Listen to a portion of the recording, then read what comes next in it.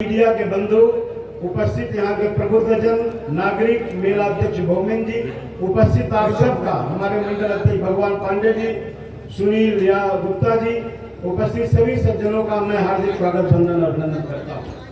हम सब लोग संकल्प लेकर अपने जीवन में काम करने का अवसर मिलता है और ये अवसर हम सबके लिए नई उपलब्धियों के साथ जोड़ते हुए आगे बढ़ता है।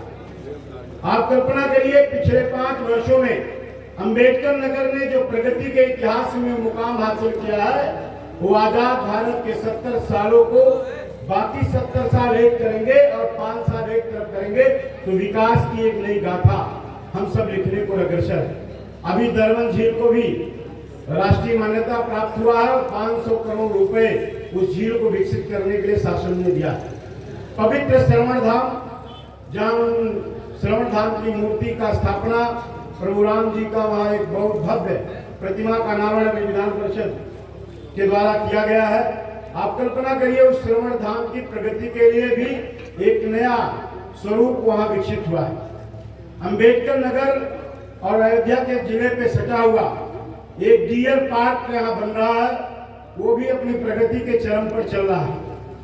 इतना ही नहीं, हम जो मांग को लेकर बाबा गोविंद साहब को राजश्री मेला दर्जा देने का काम विधान परिषद सदस्य जी ने अपने पत्र के माध्यम से भी शासन को अवगत कराया। हम सब उस मेले को लेकर बहुत ही संवेदनशील है कि ये मेला अपने राष्ट्रीय स्तर को प्राप्त करे और हम सबका भी उसमें गरिमा बढ़ जाए, ऐसा प्रयास हमारी पार्टी के कार्यकर्ता पदाधिकारी सब लोग कर रहे हैं। हम सब सत्य बाबा गोविंद साहब जो 400 वर्ष पहले जिनका जन्म हुआ था इसी जलालपुर की धरती पर, कल जलालपुर में भी एक शीतला फाउंडेशन के माध्यम से कार्यक्रम का शुभारंभ हुआ है। वहाँ शीतला मछिया माता का मंदिर है, उस समिति को लेकर एक बड़ा जागरूकता अभियान जलालपुर में शुरू हुआ। और जब मैं जलालपुर में था तो उसी मोहल्ले में नगपुर एक मोहल्ला है जहाँ गोविंद साहब का जन्म आज 400 वर्ष पूर्व 1704 ईस्वी में हुआ था। गाजीपुर के संत विकादास से उन्होंने दीक्षा ली थी और उस सभी सर्व धर्म संभाव को जोड़कर एक प्रगति के पथ पर सर्वधर्म संभाव की अवधारणा नीचे विकसित हो, उसका संकल्प लेकर गोविंद साहब बाबा ने अपनी शक्ति और आराधना किया है। बहुत से आसपास के जो सम्मानित ग्राम प्रधान हैं, उनके गांव में भी कई कहानियां प्रचलित हैं जिनसे हम लोगों को प्रेरणा मिलती है। और ये प्रेरणा उनके जो शिष्य से संत पलटू दास जी, उन्होंने भी उस गरिमा को आगे बढ़ाया।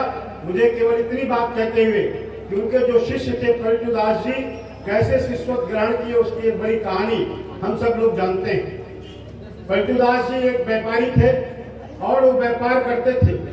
वहाँ दशरथ महल एक अयोध्या में मंदिर है, वहाँ के जो ऋषि थे, वो ऋषि जो आश्रम में आता था वो कोई भूखा ना सोए इसकी संकल्पना लेकर काम करते थे।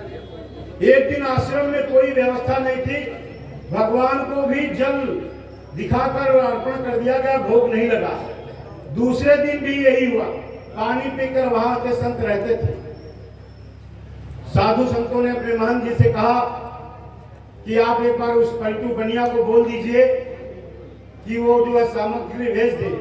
उन्हें कहा जो भगवान की इच्छा यही है तो हम सब यही करेंगे। और उसी रात ठीक 12 बजे 4 बालक एक पीताम्बर ओढ़े हुए उस पलटू बनिया के दरवाजे पर पहुंचकर उसकी खिड़की को आवाज दिया। रात को जब 12 बजे पलटू बनिया उठा, देखा 4 छोटे छोटे बच्चे उन्होंने पीताम्बर ओढ़कर आए हैं और कहा कि आश्रम में सभी लोग भूखे सो रहे हैं, आप उनको जो है राशन पहुंचा दीजिए। पलटू बनिया ने कहा मेरे पास उस आश्रम की कोई व्यवस्था नहीं है, बड़ा उधारी उनका है। तो उन बच्चों ने उस पीताम्बर की गठरी एक टोंगा उसका खोला, उसमें इतनी स्वर्ण मुद्राएं थी और उसको देते हुए कहा कि इसको आप मंदिर में कल राशन पहुंचा दीजिएगा। वो पलटू बनिया जब सुबह उठा और राशन लेकर वो मंदिर में पहुंचा, मंदिर के महंत जी परेशान थे कि जो भगवान को पीताम्बर ओढ़ाया गया था वो पीताम्बर गायब था। मंदिर में इस बात की चर्चा थी पीताम्बर कैसे गायब हो गया। लेकिन जब वो पलटू बनिया पीताम्बर लेकर महाराज जी के पास पहुंचा कि महाराज जी छोटे 4 बालक कल आपके आश्रम से आए थे रात में और एक पीताम्बर दिए, इसमें पैसा था, इतना पैसा था कि मेरी 60 पुश्तें अगर आश्रम में राशन पहुंचाते रहे तो उसकी परवाही नहीं हो सकती। और उस पलटू बनिया को भगवान ने कहा, संत ने, कि वो भगवान के ही स्वरूप रहे हैं, यहाँ से कोई नहीं गया था।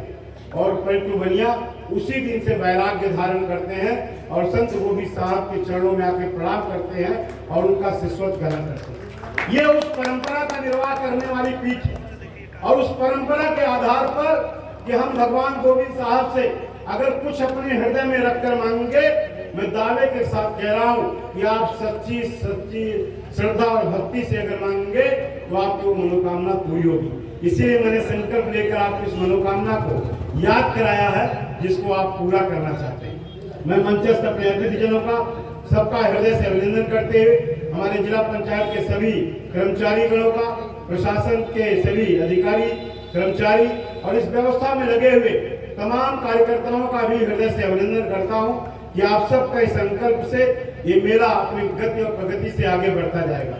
मैं अपने मंडल के पार्टी के कार्यकर्ताओं से भी पिछले बार भी अनुरोध किया था और इस बार भी आग्रह करता हूं